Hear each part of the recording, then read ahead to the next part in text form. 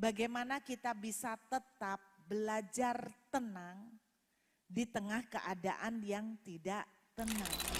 Jadi ternyata ketika saudara dan saya tenang, ada kekuatan di dalamnya.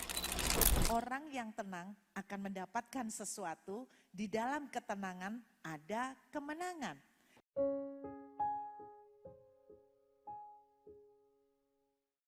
Puji Tuhan, shalom. Apa kabar Bapak Ibu? Saya berdoa di tengah-tengah segala keadaan yang banyak ketidakpastian. Saya berdoa jemaat di tempat ini tetap mengalami perbedaan. Tetap mengalami hal-hal yang luar biasa dengan Tuhan. Nah, sebelum kita mendengar, kita sepakat dulu ya, katanya tadi sepakat dengan Tuhan. Tuhan kita Tuhan yang besar ya. Jadi colek sebelahnya bilang begini, kita sepakat ya, nggak usah khawatir lagi. Saudara, banyak sekali berita-berita, curhat, sharing, informasi yang saya terima. Karena saya beberapa hari ini sering ketemu dengan pengusaha-pengusaha, sering ketemu dengan orang-orang yang bergerak di dalam dunia marketplace. Dan saya mendengar berita-berita yang sebetulnya banyak juga menimbulkan hati ini gelisah Bapak Ibu. Keadaan kok semakin gak gampang, kondisi ekonomi kok semakin sulit. Dan seakan-akan ada banyak hal yang bisa membuat kita merasa tidak tenang saudara ya. Saya dengar banyak keluhan, ada yang WA, ada yang DM, kondisi ekonominya, kondisi pekerjaannya, uangnya tidak nutut, perputarannya, terus terancam tidak bisa bayar sekolah, ada yang sudah 3 bulan menunggak, ada yang sudah 8 bulan menunggak, ada yang kosnya tidak bisa bayar karena kehilangan pekerjaan dan sebagainya. Saudara, pagi ini saya ingin bercerita, saya ingin berbagi pada Bapak Ibu tips praktis. Bagaimana kita bisa tetap belajar tenang di tengah keadaan yang tidak tenang. Saya tahu banyak dari kita bukan normal namanya manusia khawatir.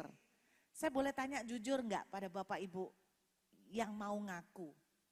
Siapakah yang pagi ini jujur? Bukan dihakimin.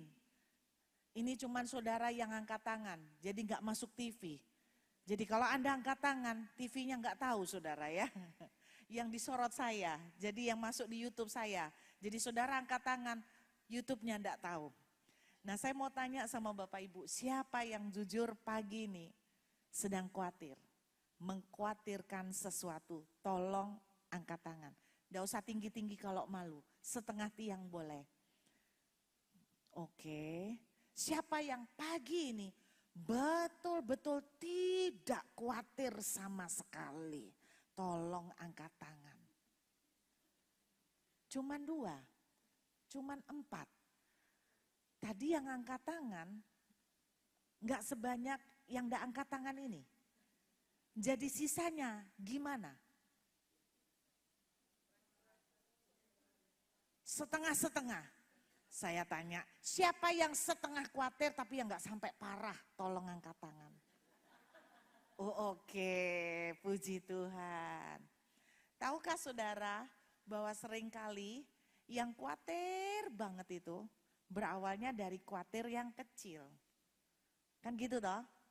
Gak langsung tiba-tiba gede. Dari yang kecil dipiara seperti gulungan salju, tambah lama tambah besar. Nah pagi ini saya pengen berbagi pada Bapak Ibu senjata supaya kita tetap menjadi tenang. Kenapa? Karena saya menemukan ternyata orang yang tenang kuasanya luar biasa. Coba Bapak Ibu bawa Alkitab, kita buka dulu di dalam 1 Petrus pasal yang keempat ayat yang ke-7. 1 Petrus pasal yang keempat ayat yang ke-7.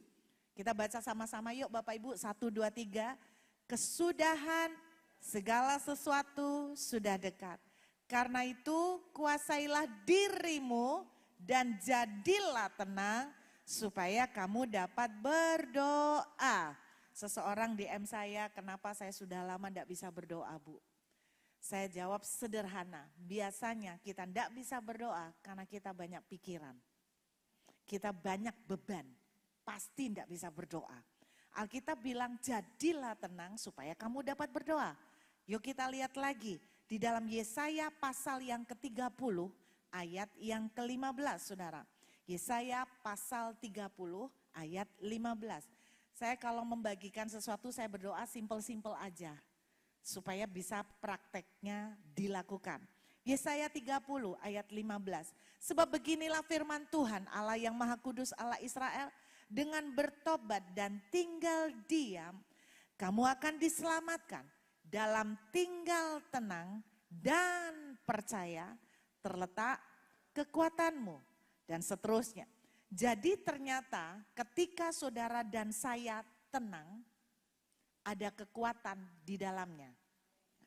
Di kitab Yakobus, saudara tidak usah buka, pasal 1 dituliskan begini.